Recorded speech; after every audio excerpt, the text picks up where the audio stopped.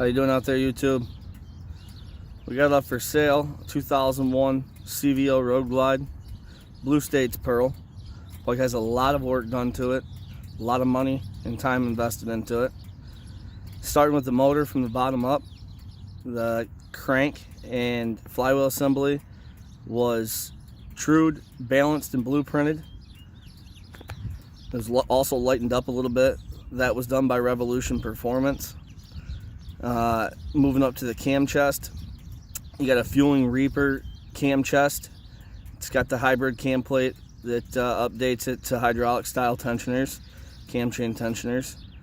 It's got a high volume race series pump, race series lifters. Push rods are Screaming Eagle quickie adjustables. The cams themselves are Woods TW9Bs. I'll put some more of the information in the link.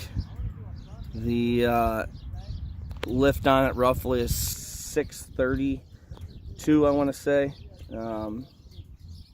Makes great power all the way through. Then moving on up, the bike's 107 inches. It's all bore, so it's still a 4-inch stroke, 4 1/8 bore. So it makes really good torque, really good power all the way through. It's got a set of CVO 110 heads on it. They're reworked by Hammer Performance. They are two 120 intake valve, inch 635 exhaust valves. Got a 30-degree squinch band cut on the heads. Bike's got CP pistons in it, 30-degree reverse dome pistons. Getting into the primary. Primary chain's new. Now, mind you, all this work that's been done on the motor was about 4,000 miles ago, roughly. I could tell you exactly, but roughly 4,000, between 4 and 5, no more than 5, no less than 4.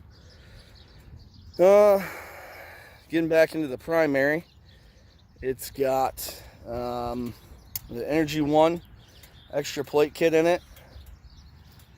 It also has a AIM VPC variable pressure clutch. It has a heavy duty Screaming Eagle spring. It holds very well. As you can see on the back, the bike has a chain on it,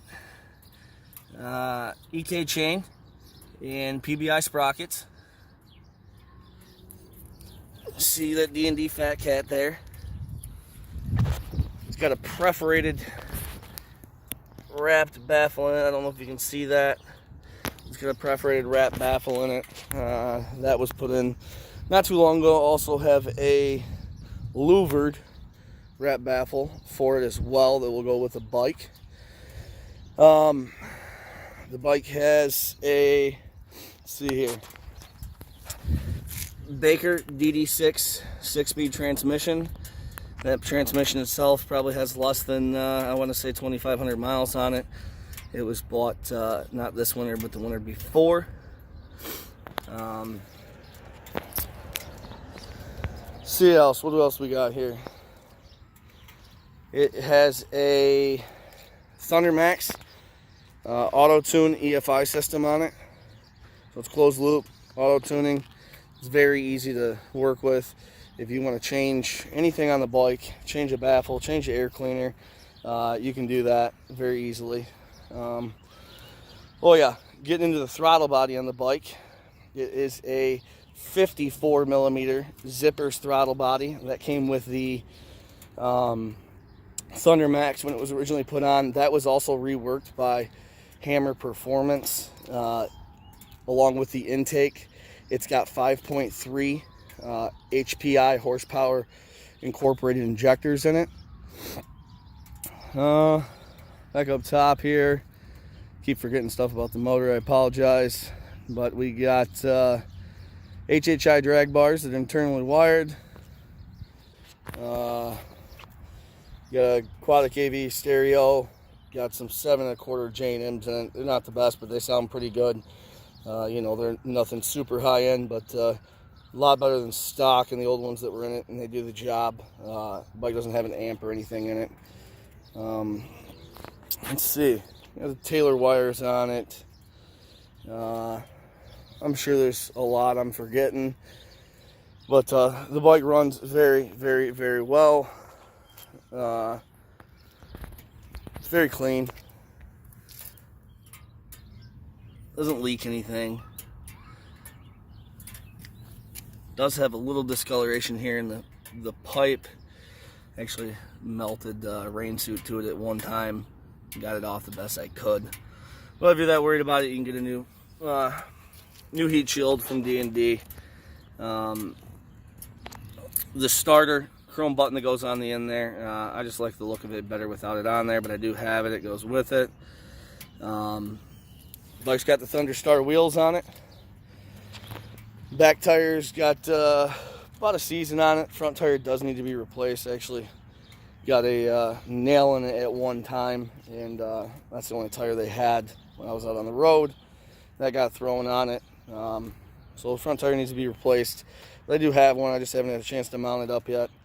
Probably use front brake pads. Probably do those while they're at it. Usually go with the EBCs. So you can see got a chop windshield on it. Got the scowl on it, headlight bezel on it. Looks real good. Got some upgraded bulbs in it. Also have the lower fairings that go on it here. They match the bike. Got the chopped matching CVO Screaming Eagle Tour Pack. That's got a 12-disc changer in it. Don't know who really listens to CDs much anymore, but it comes with the bike. Got the matching CVO cover. Trying to think what else I could tell you about it, other than it's a solid bike, daily rider, and she'll definitely get down. She's definitely not for the faint of heart. I never had the bike on a dyno, never really needed to. The Thundermax works so well that I just have never seen a need to put it on a dyno, other than the fact if you really wanted to know what the numbers are on it. But roughly estimating, I would say they're probably somewhere in the neighborhood of high 120s, low 130s, and with the torque to match there. This bike will rev, 7,500, 7,600 RPMs, no problem. The crank's balanced and welded very true. Motor's very tight. With the Thundermax, it does have compression delay on it, so it'll actually hang an exhaust valve open a little bit to bleed off compression while you get the motor rolled over a couple times to get it fired. As soon as it fires, it'll close that valve. Got it set pretty good. The bike will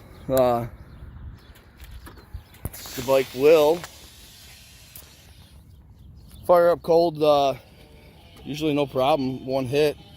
Got a good battery in it. Actually, the battery's brand new. There's your radio.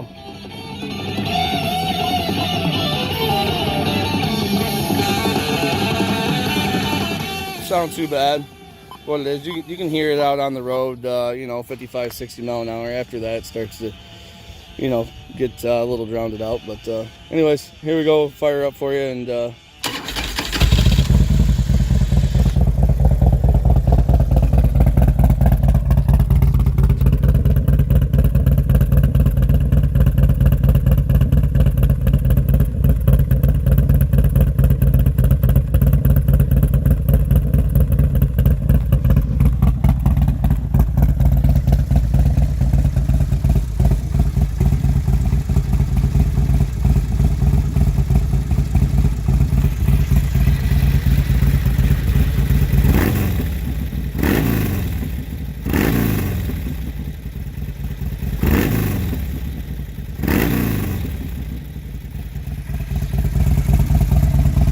there you go, guys.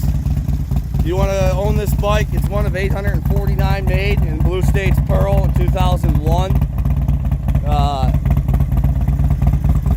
They don't make them like this no more. You really can't come close to building this bike for anywhere close to it. Well over, I would say, I'd have to add them up up exactly, but probably well over $13,000-14,000 in receipts on hand. Got a stack of them. That's probably on the low side, to be honest. But the bike's an absolute monster. There's not much that can touch it out there.